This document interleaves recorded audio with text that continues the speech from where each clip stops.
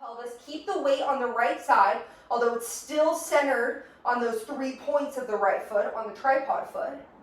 And then what you're going to do is you're going to move right from the hip joint and let the butt go down a little bit, and then push it up right from the hip joint. Again, my weight is almost completely over in this leg, so I'm really trying to fire my right glute because that one is less strong on me, okay? Today we're going to do the weight shifted hip thrust, which is something I made up in the gym to use movement as medicine for my own body and my own hip imbalances, and I'm really stoked to share it with you today.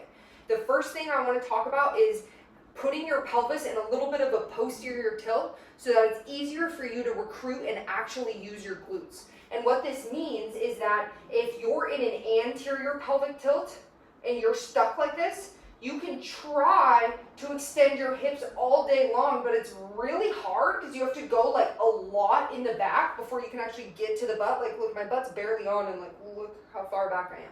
So you're going to posteriorly rock your pelvis, which almost, if you imagine you have suspenders on the front of your pants, I want you to pull those suspenders up so that your whole pelvis rotates backwards. And what this does is it allows this to all be stable and you to be able to just move right from the hip joint. So this is the joint way down here we're moving from.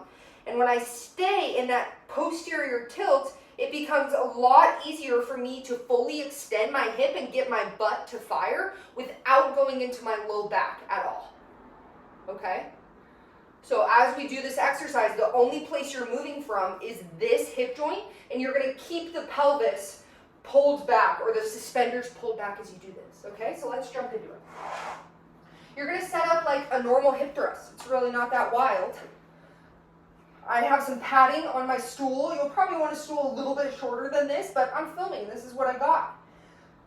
You are going to put that stool just at the bottom of your shoulder blades so that it's comfortable. And then you're going to take your weight and put it on the top of your hips. Of course, you can have some padding under here if that feels better, especially as you get higher up in weight. My feet are about hip width apart.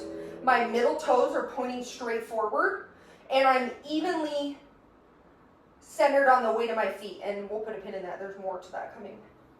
So I'm going to posteriorly rock my pelvis so that I'm pulling those suspenders up, and I can already feel my butt start to turn on, okay? And then what I'm going to do is I'm going to keep the setup almost exactly the same, but I'm just going to shift as much weight as I can into just this right leg. So I know it's subtle and kind of hard to see, but there's barely any weight in my left foot. I can move it around. I experimented a lot with like just taking this foot off the ground. It changes the dynamics of the motion too much. So this is the best way I found. Keep it there, but distribute all the weight onto the one leg you're trying to focus on. And what you're going to do from here is keep the posterior rock of the pelvis, keep the weight on the right side, although it's still centered on those 3 points of the right foot, on the tripod foot. And then what you're going to do is you're going to move right from the hip joint and let the butt go down a little bit, and then push it up right from the hip joint. Again, my weight is almost completely over in this leg, so I'm really trying to fire my right glute because that one is less strong on me, okay? So again, it's just from the hips I come down, and then I come back up.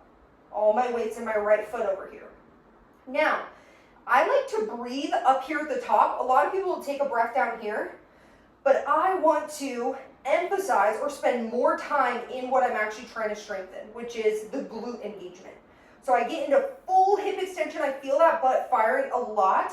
I inhale my 360-degree breathing so that I can keep that posterior rock to my pelvis and keep that all neutral.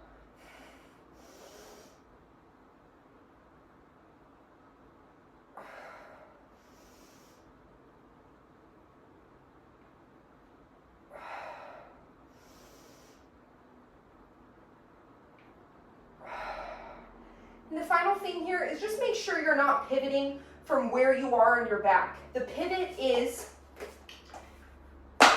here on your hip so that you can really get your butt to turn on with this staggered weight hip thrust.